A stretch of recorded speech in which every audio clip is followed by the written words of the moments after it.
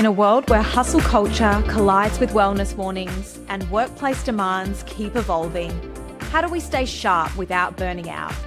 How do we navigate the endless stream of wellness trends while actually getting results? This is the Work and Wellness Podcast, and I'm your host, Ange Davis. Drawing from my own journey of wins, stumbles, and honest revelations, I'll be bringing you raw, unfiltered conversations with experts and inspiring guests who've been there, lived it, and found a better way.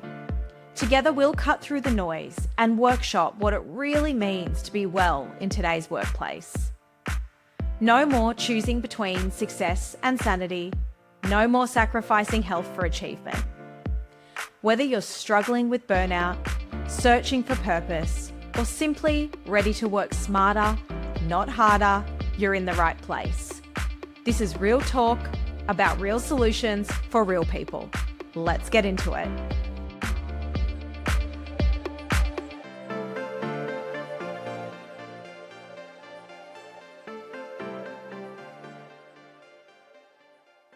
Hello, friends. Welcome to the show.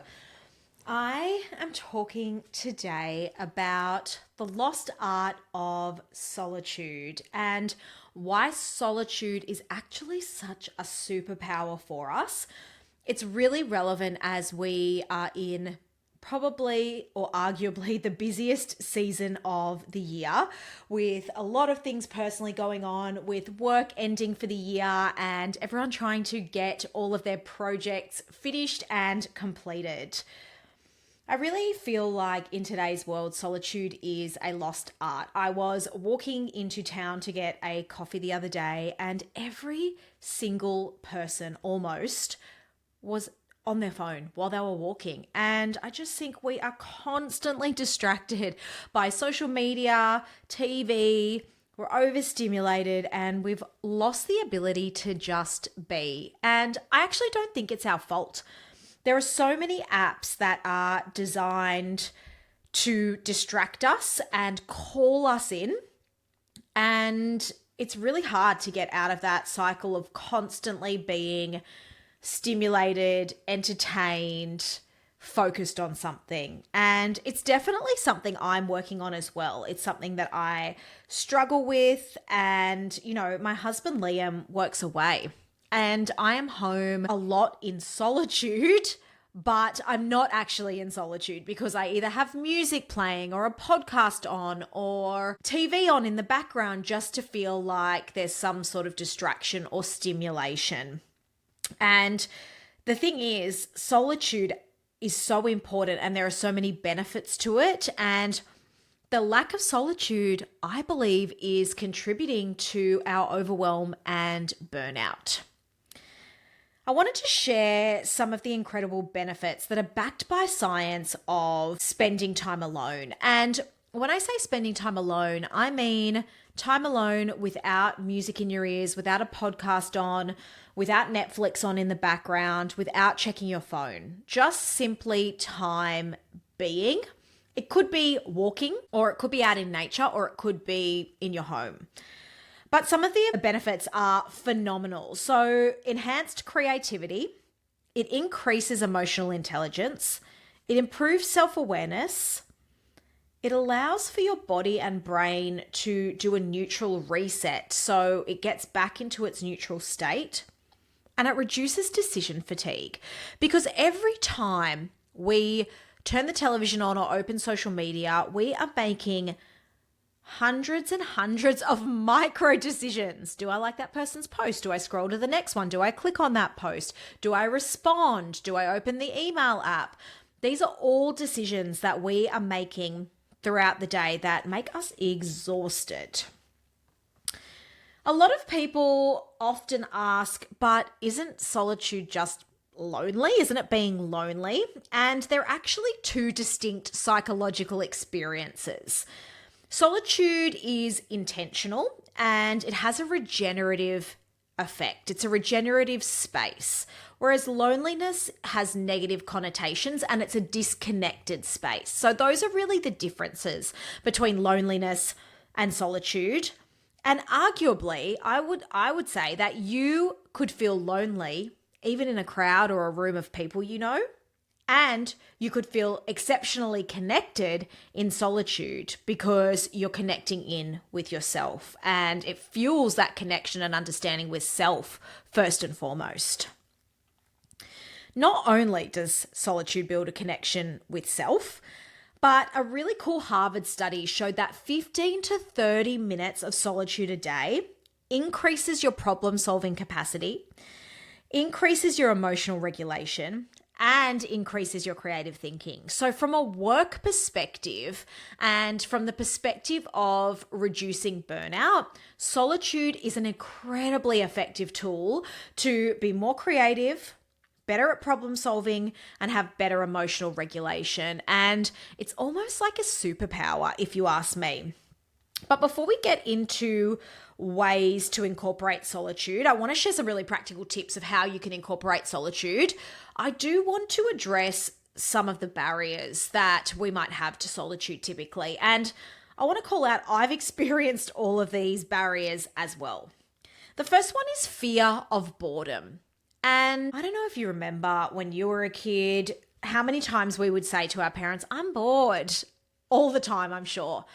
And quite honestly, my parents would often say, good, be bored, go find something to do yourself. But we've lost that ability in today's world to be bored because there is so much easy distraction on our phones. We have a social conditioning of constant connectivity. And I think there's even an expectation that, if you receive a text message, you've got to respond to it straight away. Or if you receive an email, what are you doing if you're not responding to it straight away? And it's built this need to feel like we constantly need to be connected. Something that I use that I absolutely love is an app called Opal. OPAL, spelt like the gemstone. And you can get a free version. I just use the free version of it. And you can set your limits for your screen time overall. So you can turn off certain apps between hours. So for example, I have all my social media off between certain times, so it just locks the apps down. And you can also set a time limit on certain apps. So for example, if you don't want to spend more than an hour on Instagram or TikTok or LinkedIn for the day, you can set a time limit on that, and then it will close down that app after you've reached that time limit. So it's a really good way to create a barrier to you feeling like you need to be connected constantly. I think one of the barriers as well is the distinction between busyness and productivity. And sometimes we think if we're not doing something, we're not being productive. I would argue that if we're not doing something, we're not being busy, but that rest and solitude is so productive. And the Harvard study shows that. And finally, and I think many of us experience this, is a discomfort with internal dialogue. When you spend time alone with yourself, with your own thoughts, you don't know what's going to come up, and sometimes that can be a little bit scary and confronting, and it's a real barrier to wanting to spend time by ourselves. But they're all very normal, they're all rational, and they are in our conditioning. So I encourage you to look at these barriers not as something that's going to stop you, but just have an awareness around them and give it a go anyway. Now that we've talked about barriers, let's talk about some practical ways to incorporate solitude into your days. And I'm going to share some of the ones that I love to do, and they've been really, really powerful for me. And look, I don't do them every day, if I'm really honest. In a perfect world, I would, but I just don't. But they're really, really powerful. So the first one is called morning pages. And morning pages is simply about waking up before you do anything, before you answer emails, before you jump on social media. You open up a blank book and write 3 pages. There is no pro forma. It doesn't matter what you are writing on those pages. You simply just write. And it's such a great way to get anything off your chest that's worrying you, anything you're thinking about. But it also brings up some of my best and most creative ideas when I'm doing my morning pages. So it's a really beautiful way to start the day, and you're starting the day also on your own terms. The second one is taking some time to write down things that you're grateful for. And sometimes gratitude can be seen as a little bit woo-woo. I understand that, but there is a lot of research to back it up. It does shift our mood, but gratitude also is a really good way to take some time to sit in solitude and just think about the things that you're really appreciative of for the day. Meditation is another one. So I trained in Vedic meditation. That's where you sit for 20 minutes twice a day and you've got a mantra. But there's also breath work. Breath work is really, really powerful. You can even search on Spotify for different breath work playlists that are awesome. Or I love a moving meditation, so a silent walk, because I feel like I'm being productive in the sense that I'm moving my body, but also there's something about the movement that really helps me to get the ideas flowing, to help move static energy out of my body. And if I'm feeling anxious, that movement really helps as well. But the trick is not having anything in your ears. You really want to make sure that it is a silent walk. Unstructured thinking time. This is another really good one, especially from a corporate perspective. It's so beneficial to take some time away from the day, away from meetings, and sit alone with a big blank piece of paper. I love an A3 piece of paper with a texter and just have some unstructured thinking. Anything that comes to mind, allow times where your mind has nothing in it, and just write down, draw, scribble, ideate. It's a really cool way to develop ideas and create strategy for your team, but also for your personal life. Intentional pondering. So I had lunch with my friend Headley the other day, and Headley was sharing with me how she intentionally takes time to sit or lie on her couch and stare out at the trees moving and the sky. I think she does it every day, which is phenomenal, and she's amazing. And I think there's so much power in just taking some time to lie, rest, and just ponder. You get so many benefits and so many ideas, creative ideas off the back of it. A digital detox. It sounds scary, but everything will be okay, I assure you. And a digital detox is a great one to do over the summer break, because often you won't have clients needing you, you won't have your work or your team needing you. Something to really think about over the summer break. The Opal app can really help with that.